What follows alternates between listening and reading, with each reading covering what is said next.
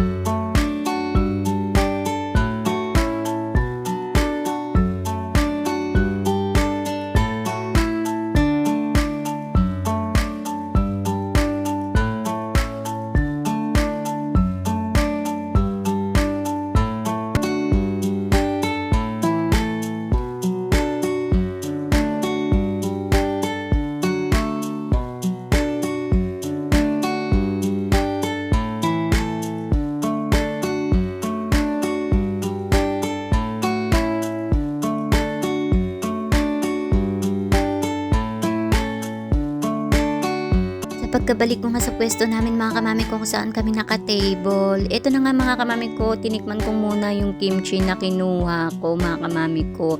Napakasarap ng kimchi nila, hindi masyadong maasim. Talaga naman sulit ang babayad mo dito mga kamami ko pag nag-yaki mix kayo. Eat all you can nga pala ito mga kamami ko. Subukan nyo rin po kumain dito sa ganitong pagkainan. Eat all you can po, lahat po ay pwede nyong kainin. Nundian ko nga lang kinuha ko na fried rice kasi nga eat all you can, baka masobrahan tayo at mabusog agad ako mga kamami ko.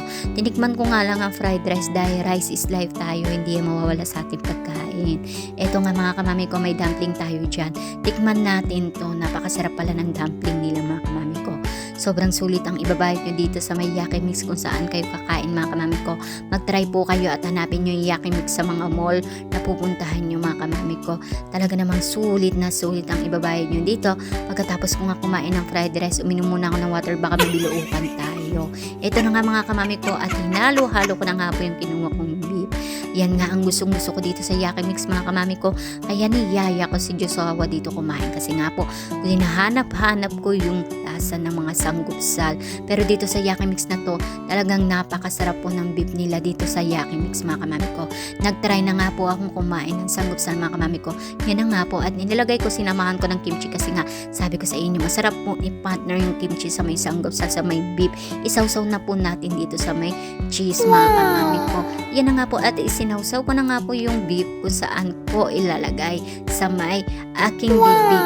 Napakasarap po talaga mga kamami ko. Talagang kahit mainit na mainit po ang ating cheese ay talagang sulit at malinamnam ang beef nila at napakalambot mga kamami ko. Sabayan po pa ng kimchi. Talaga namang mapapawaw ka sa sobrang sarap ng kanilang sanggupsal dito.